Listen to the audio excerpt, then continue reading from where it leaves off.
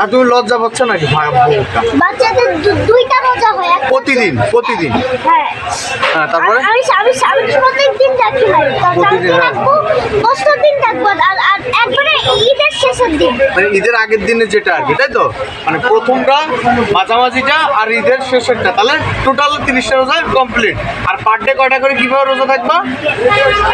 মানে তোমার প্রতিদিন সকালবেলা সকালে নাস্তা করবো না, দুপুরে একবারে ভাত খাবো, আর বিকালে খাবো না, সন্ধ্যাবেলা ইফতারি করবে। একদম আলহামদুলিল্লাহ, রাইট।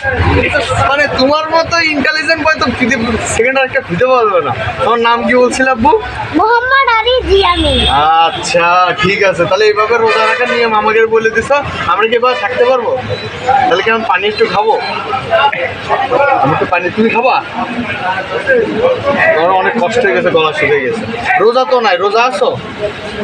বললে না যে আমি সকালবেলা পানি খেয়ে রোজা ভেঙে ফেলছি, বলছিলে না?